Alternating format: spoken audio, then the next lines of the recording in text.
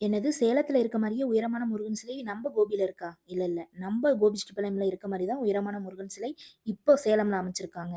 ஆமாங்க. ஈரோடு டிஸ்ட்ரிக்ட் கோபிச்செட்டிப்பாளையம்ல இருக்க பச்சைமலை ஸ்ரீ சுப்பிரமணிய சுவாமி திருக்கோயில். இந்த கோயில் கோபி பஸ் ஸ்டாண்ட்ல இருந்து 1 கிலோமீட்டர் டிஸ்டன்ஸ்ல தான் இருக்கு. இந்த கோவிலுக்கு படிக்கட்டு வழியாவும் போலாம், இல்லன்னா நடபாதை வழியாவும் பைக்லயும் போலாம். பழனி மலை மாரியே இங்கேயும் மூலவர் பார்த்தீங்கன்னா, மேற்கு பார்த்து தான் அமைஞ்சிருக்காரு. இதற்கு பச்சை மலை என்று பெயர் வர காரணம் பார்த்தீங்கன்னா, மரங்களோ, செடிகளோ அல்ல. இங்க பச்சைங்கிறது நீர தான் குறிக்குது.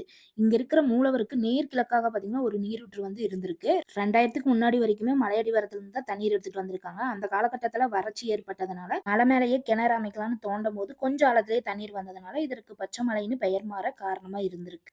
துர்வாச முனிவரால் பிரதிஷ்டை செய்யப்பட்ட சுப்பிரமணியர் அப்படிங்கிற ஒரு ஸ்தல வரலாறு இருக்குது. இந்த கோவில்ல முருகன் குழந்தை வடிவமாக ஞான தண்டாயுதபாணியாக காட்சி தராரு. இந்த கோயில்ல முருகர் மட்டும் இல்லாம சிவன், பெருமாள், கணபதிக்கு தனி சன்னதியும் இருக்கு. இந்த பச்சை மலையில 40 அடி உயரம் கொண்ட செந்தில் ஆண்டவர் சிலையும் இருக்கு. இந்த கோயில்ல பார்த்தீங்கன்னா, மொத்தம் 181 படிக்கட்டுகள் இருக்கு.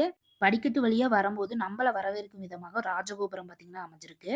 இந்த கோயில்ல கோசாலை அமைச்சு 30 நாட்டு மாடுகளுக்கு மேல பராமரிச்சுட்டும் வராங்க.